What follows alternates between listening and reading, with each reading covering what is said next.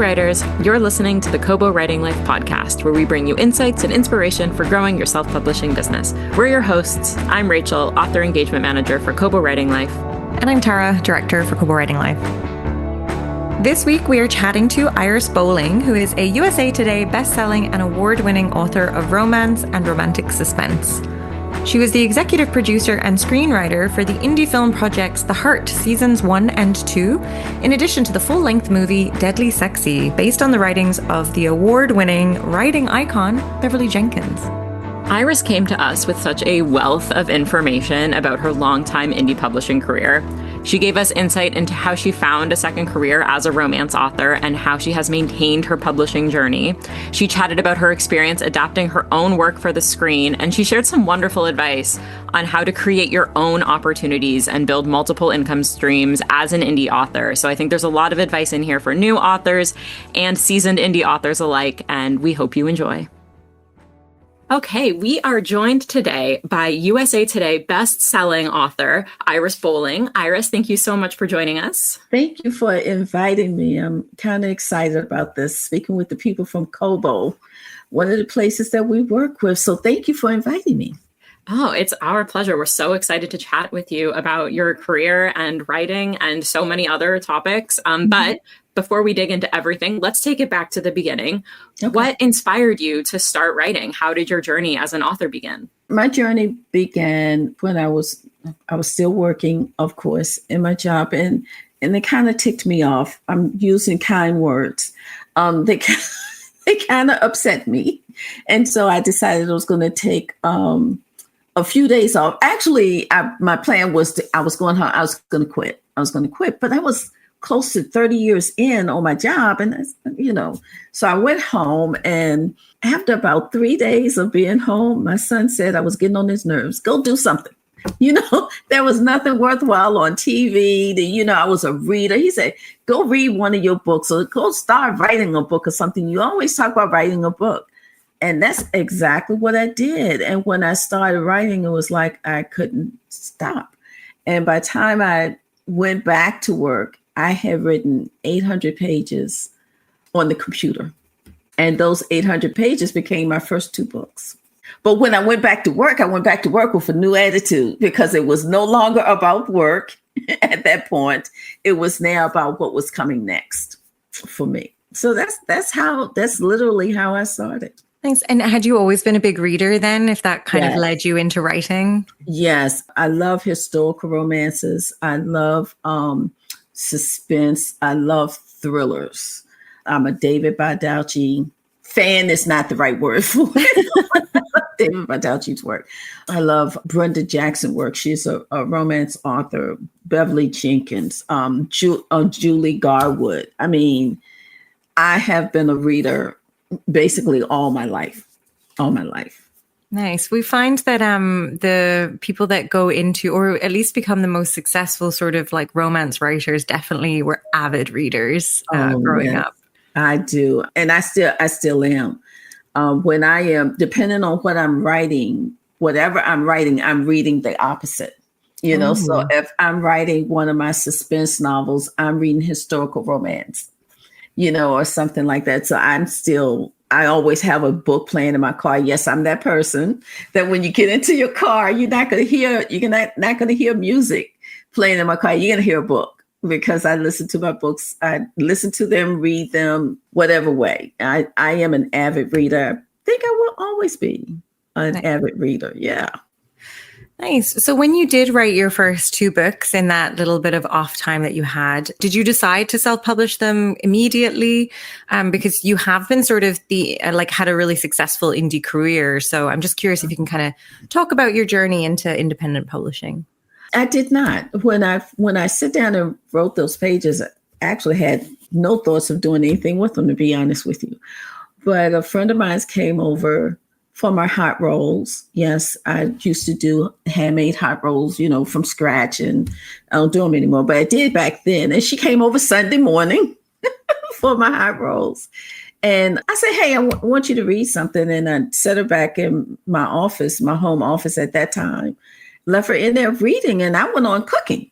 I had did my rolls. I had laid them out. Now I was doing my greens, and I was about to, cook my greens. And I did not do mac and cheese that day. I did potato salad that particular day. And I was about to fry my chicken when I said, what happened to Tanya? Where did Tanya go? Tanya? And I called, and Tanya was still in the room reading. And when she came out, she said, what are you going to do with this? I said, didn't plan on doing anything with it. Was just able to get, some things out. And she said, no. She said, I think you should do something with this. So I went in and I started taking classes on publishing, or what it was about. How do you go about doing it? Things like that. I'm a researcher. That's the way that I learn things. And I took my story to a local gentleman here who was a publisher here in Virginia. I think he's still publishing. And during that course of things, we had a difference of opinions of things. In case you guys haven't noticed, I am a Black American. I'm a Black female. There are certain things that we do with our hair that, Caucasians or others don't have to do with their hair. And that was a sticking point for me because my stories were about African Americans. They were about my people, so I had to decide, is it more important to get published or is it more important to tell our stories our way? And I decided it was more important to me to tell the story, my way. So now I had to come back and had to rethink it again. And so I started taking classes on publishing, editing, formatting. I took classes on anything and everything that I could find in the realm of publishing. And back during that time, self-publishing wasn't a big thing. I've been at this for a little while. Self-publishing wasn't a big thing. So it wasn't a lot of information on there. So you kind of had to feel your way through. And I did. And I wrote this book. I broke it up because the one thing that I did learn is that no one's going to read an 800-page book. And so I did learn that. So I broke it down into 2 stories at that time. And the first story was Once You Touch the Heart. And that became, it was still a 400-page book, but that was the beginning of what I did. And I actually taught myself how to self-publish. And at that time, it was just print books. We weren't really into ebooks. I mean, they were there, but they weren't, really. So we went to a printing company. We got it all formatted and set up and everything, went to a printing company. And that is how I did my first self-published book. Nice. I love that. So, I mean, it seems like you really wanted to have the power over the story that you wanted to tell. And that's always such a powerful thing with independent publishing, is that authors do have the control to tell that story. So did you keep your eye on the industry when it went to digital? Like, was it, you seem to be like an avid learner. So you seem pretty curious about like publishing in general. Yeah, I did. I kept my eye on that. And at that time I was still thinking about going traditionally publishing at that time. I did not do my first ebook until 2011 is when I actually did my first ebook. Before then, I was doing paperbacks. I was selling out of my home, out of my car.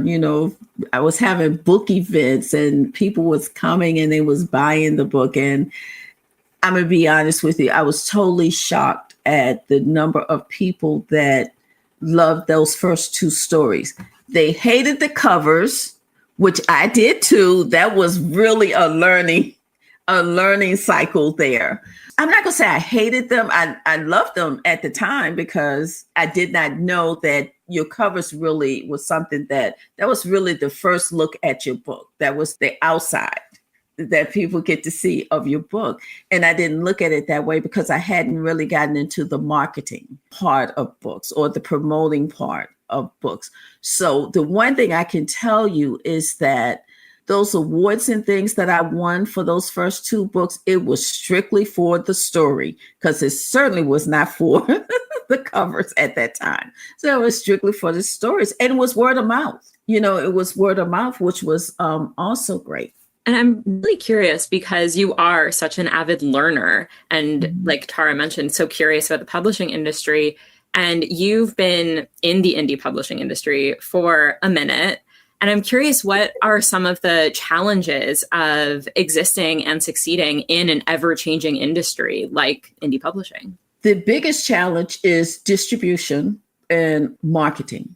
When you have a creative mind, you some people do not have a business mind. And they are two totally different animals. When you are creative, people say, "Oh, you should be good at marketing. You should be, really good at creating things to get your story out there and tell people about your story." Nah, does not work, because they're two different things. When you're being creative and writing a story, that's an isolated talent or isolated skill or task that you have to do. And so when you're sitting down and you're writing your story, it's just you. You're not, well, me, let me speak for myself.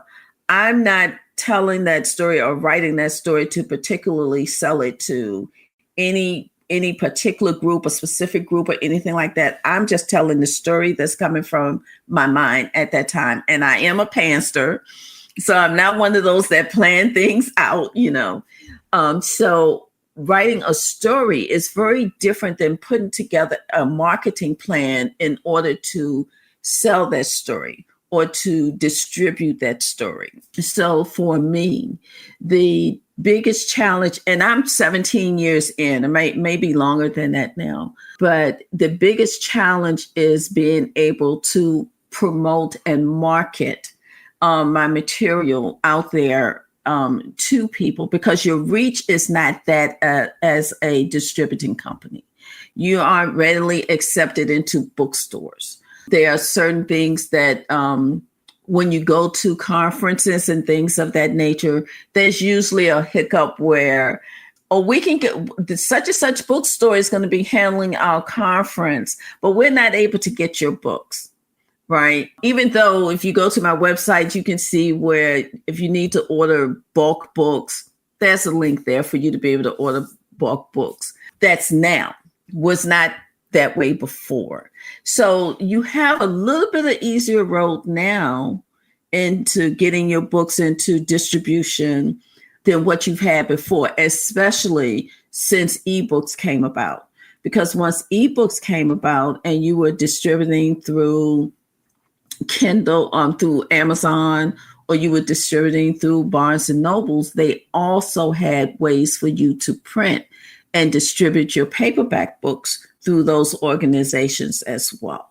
So it's a little bit easier now, but back in the day when we first started out, that was the most difficult thing to do. And it still is a challenge. At least for me, it is. It's still a challenge. It's interesting that you kind of started in print, and then I think a lot of indies are really digital first or digital only. Yeah. But in the past couple of years, with the rise of TikTok and everything, or BookTok, I should say, print books are just really back and people are loving them, especially in terms of indies. So I wonder, as somebody that has had the eyes on this throughout, do you have any advice? What do you see in terms of like print first or digital only, or any comments? I think you should do both. I think you should do print. I think you should do ebooks. And I do think that you should do audiobooks as well.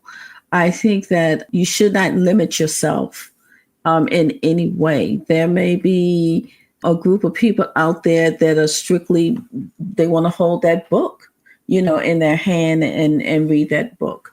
And then you have those that, man, I don't have time to carry all those books around. Give me a tablet. I can read it on my phone, whatever. There are those. And then there are those that they want to listen to them, as well. So I don't think you should limit any of them. I do not think paperback books are going to go anywhere. I know they say, they're a thing of the past. And I do not believe that. I think that paperback books is always going to be, it's something about having it in writing. When we talk to people with contracts or anything, what's the first thing we say? Put it in writing, because it's something about having it in writing. I don't think paperbacks, print books are going to go anywhere. I do think ebooks are going to have their run, and that's okay. There's nothing wrong with that. Audiobooks are going to have their run, as well. But I just think it's something about paperback books that's going to always be in distribution somewhere. I have to agree with you as somebody who reads across every medium. I always have an audiobook going. I have an e-reader, and then I am a big purchaser of books all over the place. I got books everywhere. So I'm glad you're on my side. That paperback. I'm on your side with that one. Yeah. Now, I am curious because you have quite a prolific body of work. You've written over 30 books across 5 series. You've won multiple awards. How do you maintain your creativity and consistency throughout this body of work? I just go crazy. That's basically it. Right now, I wish I could. I'm on my desktop, so I can't switch it over for you to look at. I have a whiteboard in my office. And every year I call myself writing, what things am I going to work on this year? Because I have 47 books, so 47 novels now, and I'm on my 7th series now. And so I'm constantly saying, okay, they're asking for another Rains novel. Okay, I got to put that on the board for this year. They're asking for another Sibs novel. Okay, I got to put that on it. They want another Dunning's novel. I don't know when I'm going to get to that. So I have a board where I put on there what series I'm going to try to do a book in. And I'm in a good pace. I'm writing the story for this one. I'm going according to this chart. And then somebody would call me and they would say, hey, how would you like to write a book with this one and this one and this one? And I'm like, oh, well, I got that. Okay, what do you want? And it messes up the schedule. Keeping track of them is not hard because these stories and these characters they kind of become a part of my life. So keeping up with who's in which series, and I have characters that visit that's in this series, but they visit this series and things of that nature. So they're intertwined in some ways.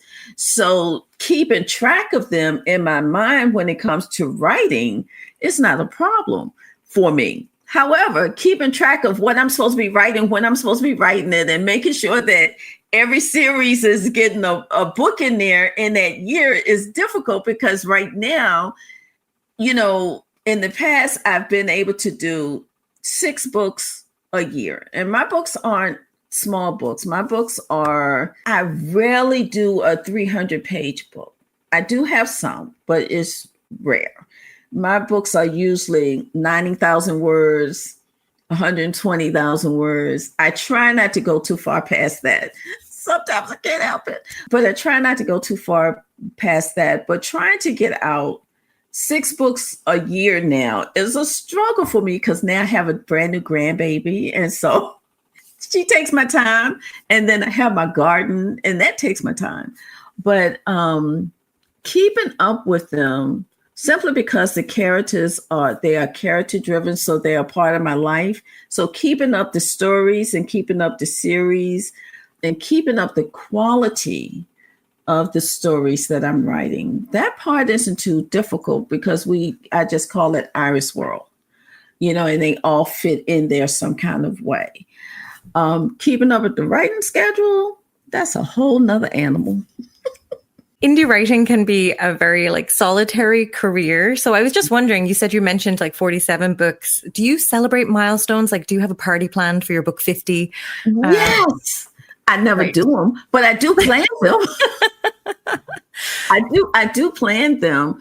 And I'm trying to make sure that the 50th book is actually a Heart series book, which was the first series that I started with. Well, now they have a next generation, and I'm telling the stories of the children from the Heart series books.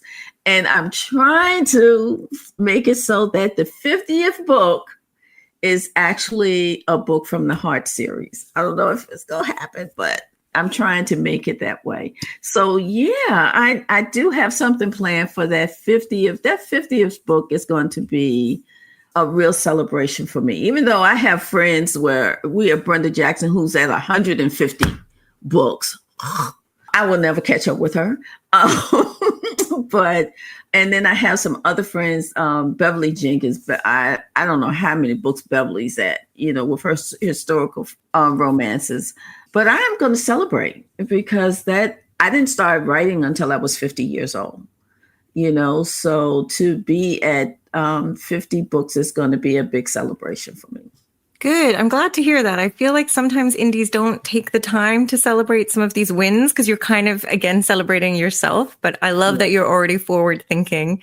Yes. And 50 books when you started at 50, that's incredible. So excited to see what you do next. I am too. Sometimes I wonder because then I do things like stop and go make movies,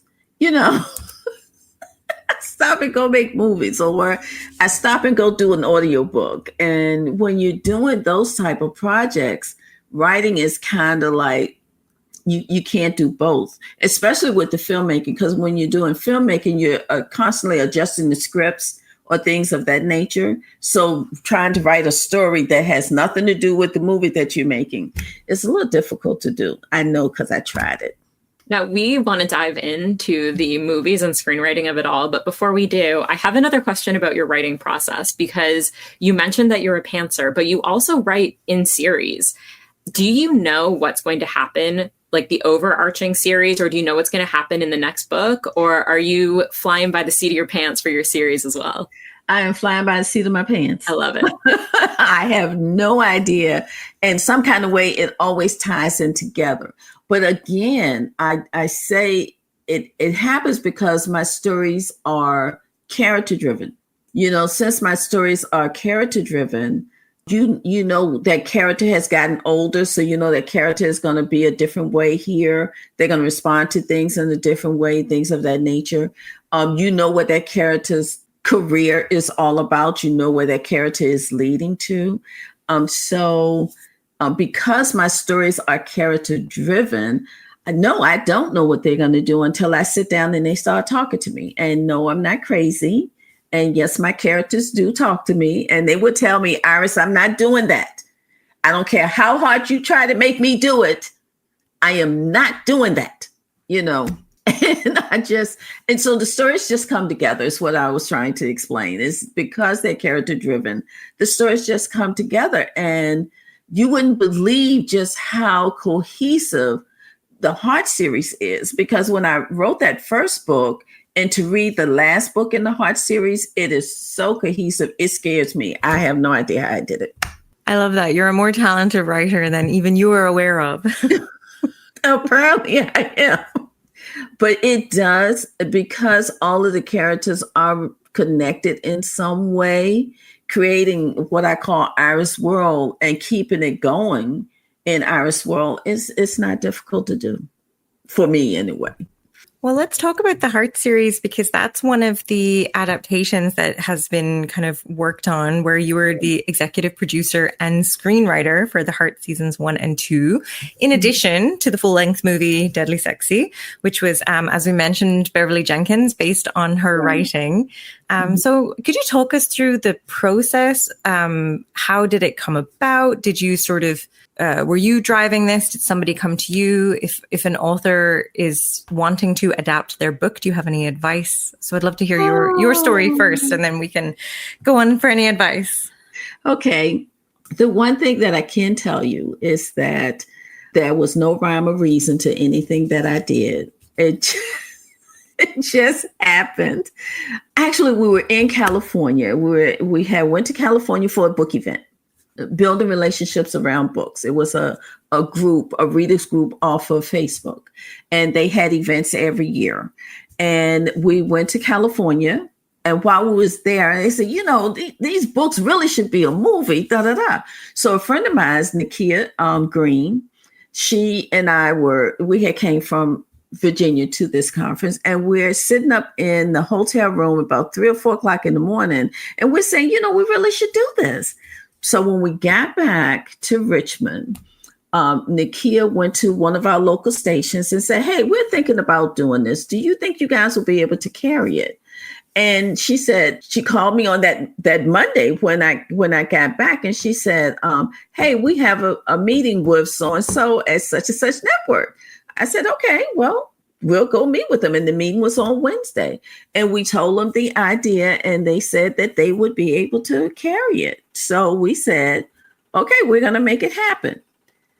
Ask me if any one of us knew anything about filming. No. But you know me, I went and I started studying it. I started learning about it. I took a couple of online classes on doing certain things, and we went out and we hired a director. We hired a producer at that time. And we said, okay, we need some locations. So I contacted friends and said, hey, we need to use your house, because we're going to do some filming at your house. We got connected with the Virginia Film Department here in Virginia, because we have one here. We got in touch with them, and we set out and we got cameras and crew and lighting people and mic people. And we got together and we started filming. And then we were fortunate enough to meet editors who actually did film editing. And you know what? We used a lot of people that were in school. We used a lot of people that was in film school, or who was trying to learn how to break into the business. And things like that. We used a lot of people in that nature. That way it was giving them a way to expand their career, put some things on their resume, as well as helping us, at the same time. And so we did the first season. We did 6 episodes. Did I know how to write a script? I did not. However, Nakia's sister did know how to write scripts. So she did the first 2 scripts. And once I figured out the process, I wrote the other scripts that went along with that. So I learned how to edit during that first year, to actually get on my computer and edit film work and things of that nature. And we just did it from scratch. That was right from the heart. That was from, we wanted to tell this story, and we wanted to tell the story the way that the book was written. We didn't want to do a lot of changes to what was actually there.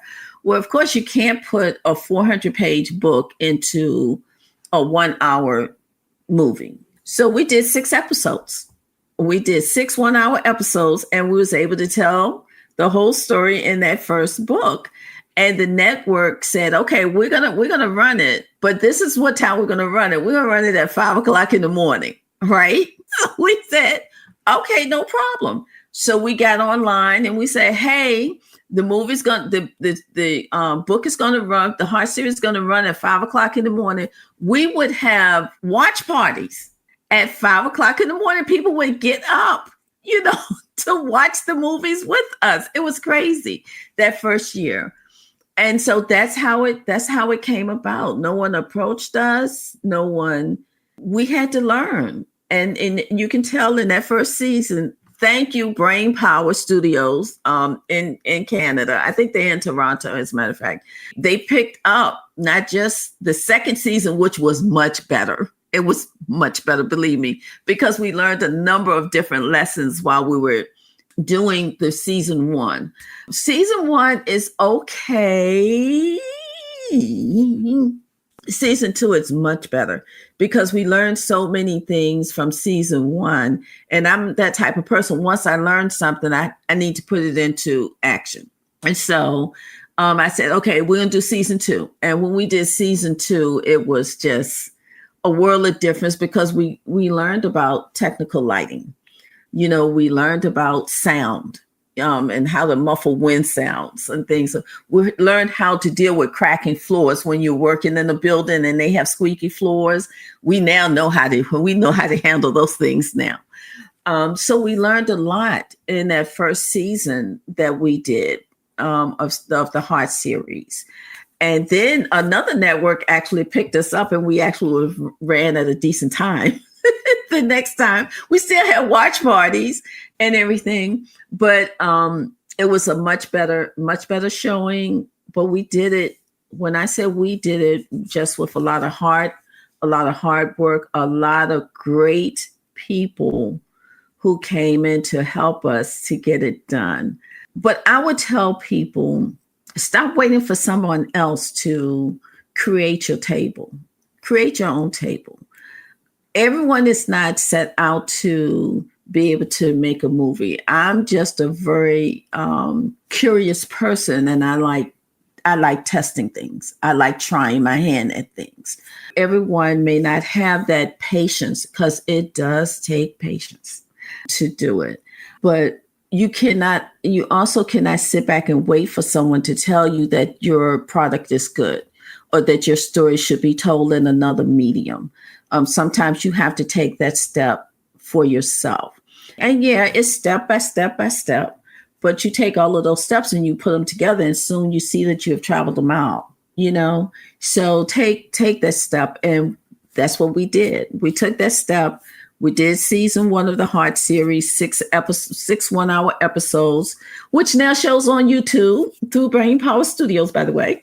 And then we did season 2, 6 1-hour episodes. So we told book 2 in 6 episodes as well. And then I was at a book conference somewhere, and Beverly Jenkins was saying in that conference that she hadn't gotten on screen yet, but she's not worried about it because Iris Bolling is going to do one of her stories.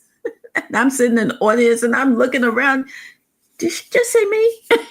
And yes, she did. So I called her and I said, Bev, I know you was just joking, but I want to thank you for that. She said, I wasn't joking. Which book you want to do? And that's how Deadly Sexy came about. And with Deadly Sexy, we were so fortunate because in the Heart season 2, Tommy Ford, I don't know if you guys remember him, he was on Martin. He was the one they kept saying, Tommy don't have no job, but Tommy did have a job because Tommy was helping me.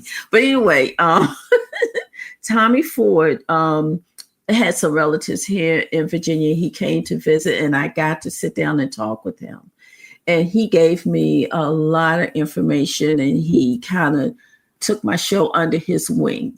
So when we did the Heart Series 2, not only did we have much better equipment, much better planning, and technical help, we also had a star name now. Now we had Tommy Ford from the Martin Show.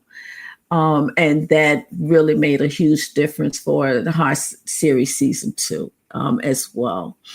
And then, unfortunately, we lost Tommy not too long after lost him. So when we went to do Bev's movie, we did the same thing. We brought in more technical people. We had 2 different directors working on these scenes and director working on this scene. And we were able to get Regina Bell to be in Beverly's movie, I love Regina Bell music, always have. So it was wonderful to be able to get her because she's a friend of Beverly's, so we was able to get her to be on there. So now we had another star name on there as well. And I will tell you this, we film we do 10-day filming. We do not spread it out. We schedule when we go into film mode. Our people know we're just about on the 24-hour cycle. We let people sleep. This group of people are going to be sleeping. And we're going to film this one. While these people are working, these people are sleeping, and vice versa. And we film both of those, all the Heart Series 1, season 2, and Daily Sexy. We did them within a 2-week time frame. That's incredible. And I also just love how the story of the books of the Heart series, how their start was you kind of taking control and deciding to tell the story how it needed to be told. And then you did almost the same thing with the film. We were like, no, this deserves to be in another medium. Yes. I'm just going to do it. I love that so much. Well, thank you. We did the same thing with audiobooks. I wasn't getting... You asked the question, what's the most difficult thing for indie authors? Sometimes it's getting your foot in the door. So I wasn't able to get my foot in the door with my audiobook. So I said, okay, well, what do we need to do? An audiobook. And we did the Pendleton Rule. A friend of mine's, believe it or not, neither one of us knew what we were doing. We worked together and he had a wonderful voice. And I said, okay, I need you to do an audiobook for me. He said, excuse me? I need you to do an audiobook. And so he did the voices and I did the producing. of the audiobook. So my first audiobook was an independent audiobook that I did, and then I distributed through Audible. I think it's called Audible. It's still there. And so we did the audiobook the same way. And the whole thing is, I don't think you should allow anything to stop you from doing something that you want done. We're entrepreneurs. When you're an independent author, you may not want to look at it this way, but you are an entrepreneur. And when you're an entrepreneur, you have to be willing to take chances, because that's how you grow. So I started out as an independent author, just writing books. And then I went into an independent filmmaker. Now I'm taking those books and I'm making movies out of them. And then I went into being an independent audiobook producer. And then I went into doing that. My heart and soul is writing. But that writing bloomed into so many other things for me that the only thing I can tell people about that is do not limit yourself. Don't limit yourself to the possibilities of what can be done. It's the same thing with the distribution of your books. Don't limit yourself to one or two entities that's out there that's able to distribute your audiobooks or your paperback books. Go wide. You want to be everywhere because you want your books available to everyone. So don't limit yourself just to certain places. Open it up and let people be able to get your book wherever they are. Wherever they're shopping or wherever they are. I went off course that time, didn't I? No, I mean, that it kind of actually ties perfectly into my next question, because we met at the Atlanta Self-Publishing Conference. Right. And you did a wonderful talk where you were emphasizing, just as you were talking about now, the importance of diversifying income streams for authors. Yes. So you've kind of already touched on a lot of this, but is there any practical advice that you'd have for writers looking to expand just beyond book sales itself?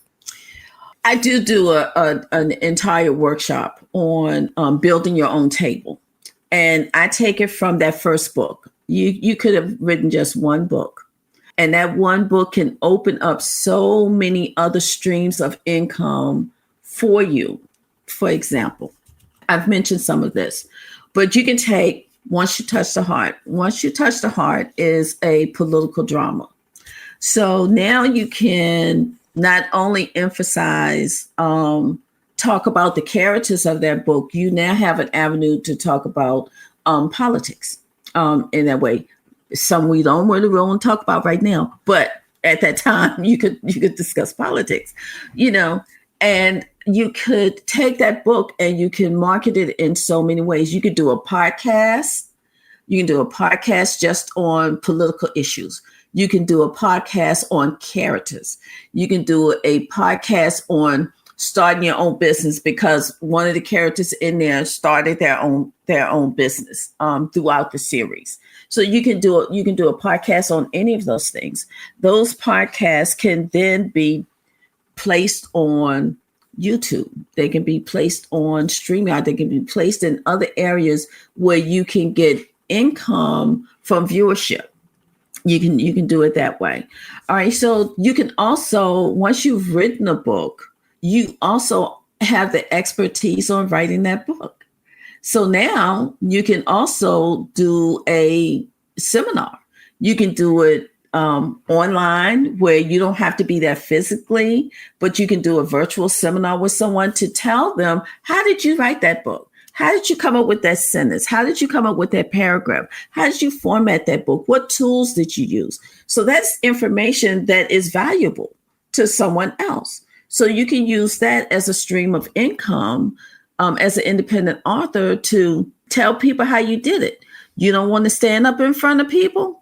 I don't either. However, you don't have to in this day and time because you can sit right here, just like we're sitting here talking to each other using StreamYard. to go in and talk with people, to reach people. And you can do the same thing from your own home. So there are so many ways that you can open up streams of income from writing just one book. And mind you, I haven't mentioned that one book, which we would usually do in print, now can go into ebook. It can go into audiobook. You can do a little YouTube series on it. Do a YouTube series where you're reading one chapter and then you're taking comments on that chapter, and people are going to go in there and they're going to look at that. It's so many different ways that you can make income. There's so many different streams of income that is available to you. And I'm from old school. I'm not going to tell you how old I am, but I'm old school. They say you do not put all of your eggs in one basket, because if somebody stomps that basket, all of your eggs are gone. So you do not put all of your eggs in one basket. You diversify. You do different things. So now let's look at me. I have been able to have people contact me to write scripts for them. I'm not a script writer, but because I have that skill set, because of what I've done before, I'm able to do that. I'm also able to teach people how to write their own scripts, because now I do them. And for me, I'm not that person that, oh no, I'm not going to teach them how to do that, because then they're not going to need to come to me to write their scripts anymore. No, I want to teach you how to do it, because then that gives you another form of income that you can turn to if need be. We put on events. I'm not an event planner. Well, I was at one time. I used to plan weddings. And if you read my books, you know that I do plan weddings. That's something that just comes naturally, and they show up in my books. But anyway, but now as an author, you can have events, and you can do those events in two different ways. And let me explain. There are some authors that do events and they sell tables to other authors to bring in a bunch of people so that they can all share their work or their product with a multitude of people. So that's one way that you can do a conference. You can do a conference where you have, I do reader conferences. I like reader appreciation conferences. So when I do reader appreciation conferences, I take a weekend. It's usually 4 days, Thursday through Sunday. I take a weekend and I will put together a conference, and I will invite 2 or 3 other authors to be a part of that conference, so that they can meet my readership, and my readership can hopefully grab onto their stories and become a part of their readership, as well. But it also gives me an opportunity to show my readers how much I appreciate them. Now, there's usually a cost involved with that, but I'm going to make sure that you are going to have the best time that we can possibly give you for that course, for that cost. And the thing about that is that creates loyal readership base. That's another thing that indie authors survive on, is their loyal readership base. So there's different ways that you can bring them in addition to expanding your stream of income. This is something I could talk about all day long, and I know we don't have that kind of time. No, I think it's great. It very much aligns with kind of our perspective at Kobo, and what we want to do within kind of the indie publishing industry as well, is to enable authors to reach as many readers on whatever platform, rather than being tied to just one particular place. We want authors to have successful careers that are long-standing. And I think that when you limit yourself to one entity, I think you're doing exactly that, limiting your possibilities. I don't care how big that industry is, you're still limiting your reach. And my thoughts on writing is not to make as much money as I can. My thoughts on writing is to share my stories with as many people as I can. I still make income. Don't get me wrong. Listen, I have to pay for my roof over the top of my head and my veggies that I want to plant outside. I got to pay for that stuff. And I have a dog. She eats a whole lot. So I have to pay for that too. right? So I'm not going to tell you that I make a little bit of money. I do okay. I do okay. But I also do better than what some do because my stories are sold directly from my website. My stories are expanded to different entities that also do ebooks or paperback books or things of that nature. So my income is not dependent on one thing. My income is small pockets of several things that come through. And I think that is again, old school, don't put all your eggs in one basket type thing that I work with. So. And you mentioned loyal readers and how important they are to indie authors. So I'm curious how you connect with your readers outside of the conferences. Everywhere. My readers think they can pick up their phone and call me at any time, and they do. And they do. I do social. Okay, see, I was about to tell a little bit of a lie, and I don't want to do that. I attempt to do social media. So I have Facebook. I have Instagram. I have Blue Sky. I have name a social media. I have it, but I don't really use them. I have a social media person who attempts to handle those things, but if you will see, I don't do a lot on social media as I did before because social media has changed in the last 10 to 5 years. It has changed. And my personal opinion, there's more negativity than there is positivity. And I'd rather go on the side of the positivity. So I tend to reach out to my writers through newsletters. I am a huge believer in newsletters. I am fortunate. I have a newsletter bank of not that many, somewhere between 8,000 to 10,000 on my newsletters. And then I have my social media sites that, I do try to stick with. I have a Facebook page. I have a Facebook group, that's out there. And now I have an app. You guys, this is going to be coming out in September, I think. So I have an app that will be out by then that now I'm doing it with my app because I like being able to have a place where people who are involved in Iris Bolling world can come and find out everything that they want to know that's going on with Iris Bolling. So I have that going on. But I stay in contact with my readers through that. If something is happening with one of my readers, I have one of my readers out of New York, and she had just a really tremendous blow to her family. She lost one brother, and then the next week she lost the other brother, and it was one of those things. And I just picked up the phone and I called her. When you have your own website and you're collecting your own data, you have that information.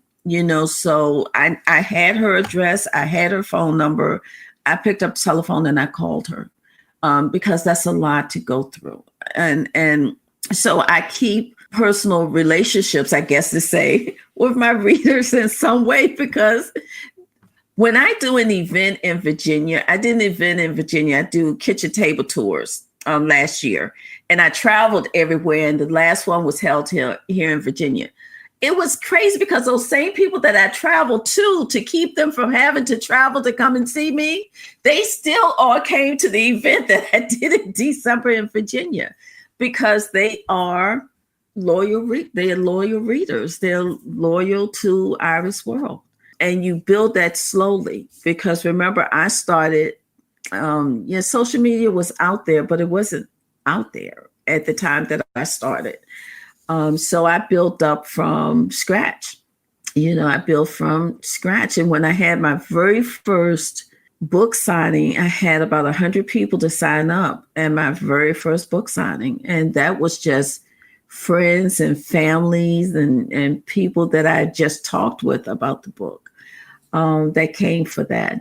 And it was just amazing to see where I started then and where we are now. I did this just to know sometimes when you're doing something to help other people, it helps you. I put together something called the Red Herring Club because I was going into my suspense writing. And what I did was I invited 10 other authors to be a part of that with me.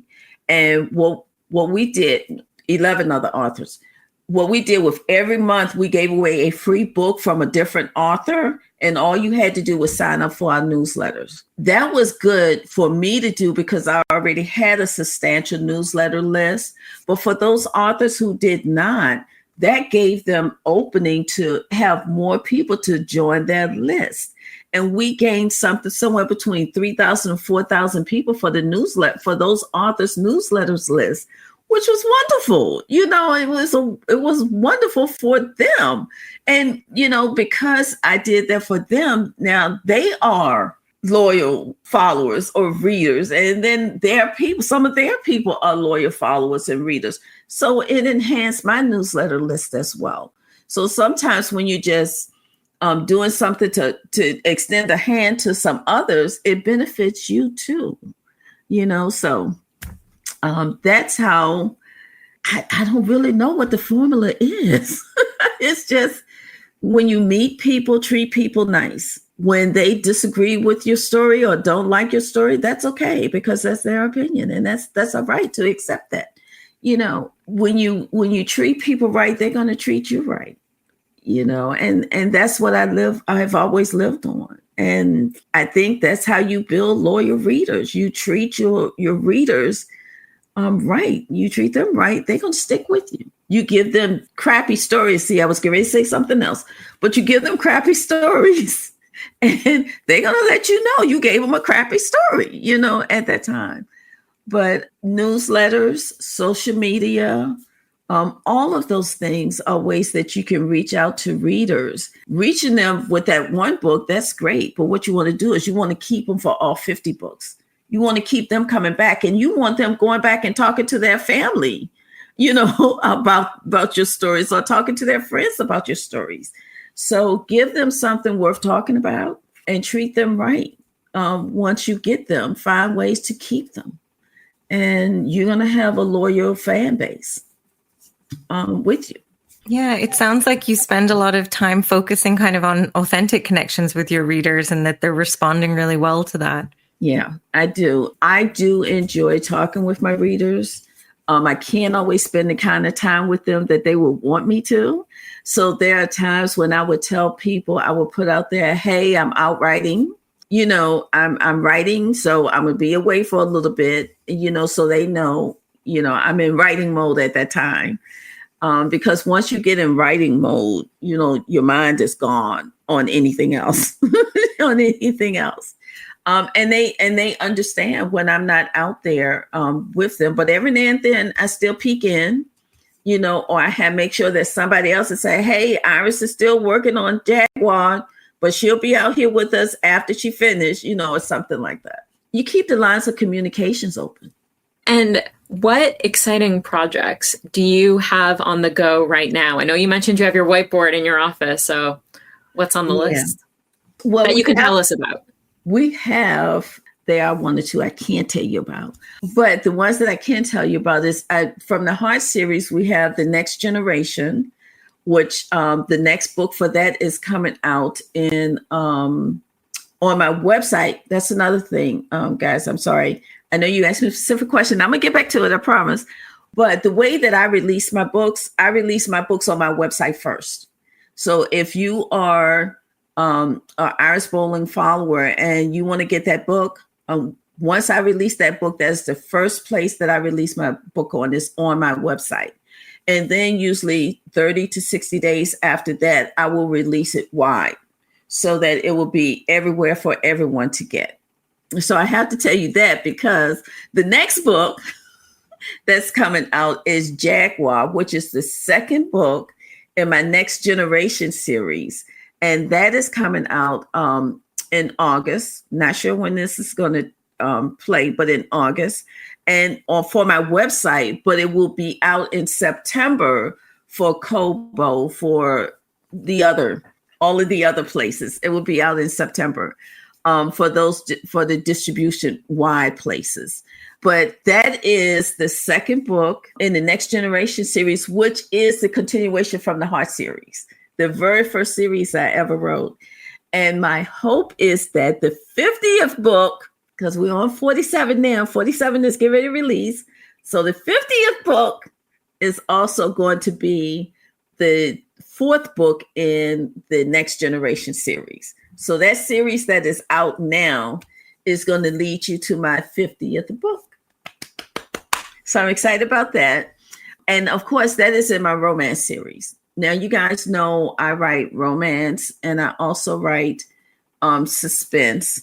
And I've gotten a little bit into paranormal, just a little bit. I'm dabbling just a little bit. But I'm also about to write my first thriller. And I am really, really excited about that. So I've already started putting I do a little synopsis for myself to keep my mind on what that story is going to be about. So my first thriller is what I will be working on after the Next Generation. So those are the things that I have coming up that I can tell you about. I can only imagine the things that you can't tell us about. It sounds like you are a busy lady. It's a little busy right now. Yeah. So where can listeners find you online? My website. That is the main place to find me. Is on my website, which is irisbolling.com. It is irisbolling.com. So that's the first place that you can find me. Of course, I'm on Facebook. I have my Facebook page. Oh, I guess it's page. Anyway, I have a Facebook page, but I also have a Facebook group, which is the Iris Bolling Book Palace Facebook group. So I have that. You can find me on Blue Sky under Author Iris Bolling. You can find me on Instagram, TikTok, Threads. You can find me on all of those. I will tell you straight up, I am not on X. I'm not there. But all of the other social media sites, you can find me on there. You can find me on YouTube. You can find the Heart series is actually the TV series. Both season 1 and season 2 is on YouTube under Brain Power Studios. So you can find those out there. And you can find Daily Sexy is on Amazon Prime. So you can find that out there. When it comes to that. But also be on the lookout for the Iris Bolling Book Palace app, because that is coming your way as well. So exciting. Thanks so much for chatting with us today. Oh, thank you guys. I really did enjoy speaking with you guys. And thank you for opening up some opportunities for indie authors to find other ways to have streams of income. And I do consulting. I do consulting on that very thing. So you can find out about all of that on my website. Awesome. Thank you so much, Iris. Which is another stream of income, but you're welcome. Thank you for listening to the Kobo Writing Life podcast. If you're interested in picking up Iris's books, we'll include links in our show notes. And if you're enjoying this podcast, please be sure to rate, review, and subscribe. And if you're looking for even more tips on growing your self-publishing business, you can find us on social. We are at Kobo Writing Life on Facebook, Instagram, Threads, and newly Blue Sky. This episode was hosted by Tara Crumman and Rachel Wharton, with production by Terrence Abrahams. Editing is provided by Kelly Robotham. Our theme music is composed by Tearjerker, and a huge thanks to Iris for being our guest. If you're ready to start your publishing journey, sign up today at kobo.com/writinglife. Until next time, happy writing.